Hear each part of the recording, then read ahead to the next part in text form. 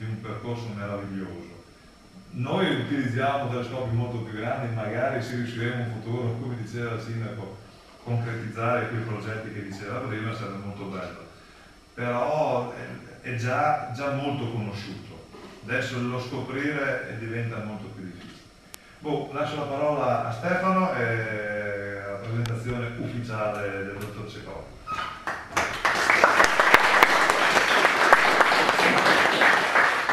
Prima di far parlare il dottor Cecotti, 2 parole per presentarlo mi sembrano doverose. Dicevo proprio prima con Claudio che proprio questo mese sono esattamente 30 anni che ci conosciamo. Mi fa piacere che questo compleanno lo faccia qui al Castat, al Masseruris.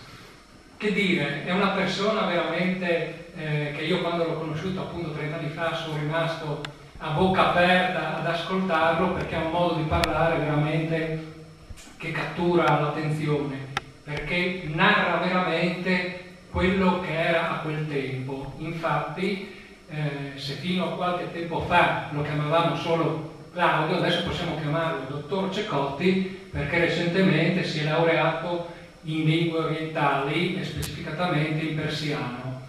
Non tanto per il persiano in sé, ma perché si è scoperto che i persiani astronomicamente erano molto validi e ho già detto, lo aspetteremo la prossima sera dal Massons a parlarci dell'astronomia persiana.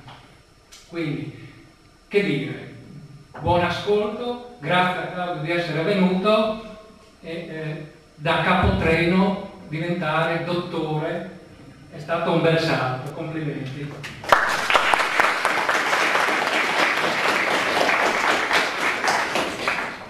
Buonasera a tutti. Allora, il nostro tema è Galileo. Adesso abbiamo la macchina infernale qui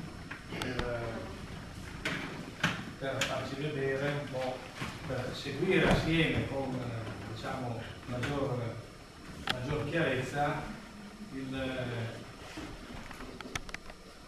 l'argomento che andiamo a svolgere. Allora, parlare di Galileo sarebbe un discorso lunghissimo, anzi io spero che voi con le vostre domande mi permettiate poi di centrare meglio i vostri interessi. La presentazione percorrerà tutto l'iter di Galileo, ma logicamente non si potranno approfondire tutti gli argomenti, quindi se qualcuno alla fine della mia lettura ha degli interessi specifici faccia delle domande che giungono molto gradevoli. Allora, Galileo vive in un'epoca in cui vengono alla luce dei fortissimi contrasti, e il primo di questi, che farà parte della vita di Galileo, anche se all'inizio sarà difficile capire come, è proprio la riforma protestante. Che cosa accade a Galileo? Accade di vivere praticamente quasi 100 anni dopo questa data.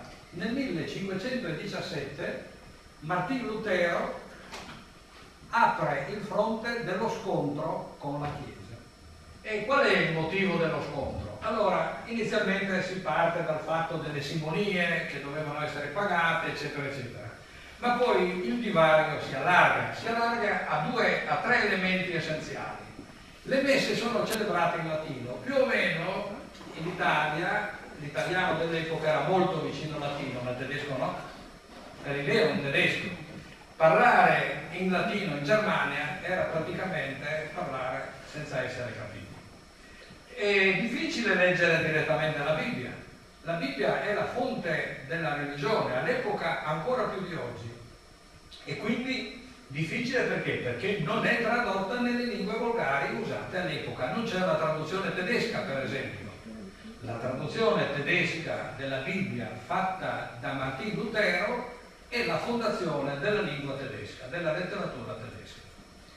Per Lutero, e questo è il punto che troveremo alla fine del nostro discorso, per Lutero ogni uomo ha diritto di leggere la Bibbia senza intermediari. Perché senza intermediari? Perché è la fonte stessa dell'informazione e colui il quale vi accede, secondo Martin Lutero, è già ispirato da Dio, perché è la sua fede che lo porta a questa lettura. Di conseguenza non c'è bisogno di intermediari, in particolare non l'intermediazione della Chiesa. Questo atteggiamento di Lutero naturalmente non trova d'accordo l'apparato ecclesiastico e Lutero si appella a un concilio, ma il Papa della sua epoca, immediato, quello che era allora, si oppone a promuovere un concilio. Perché?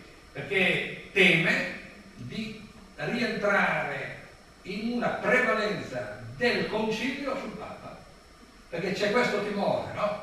C'è il timore che il concilio esprima un'autorità superiore alla volontà del Papa e quindi il Papa sia messo in qualche modo nell'angolo e deve attendere la volontà dei concili.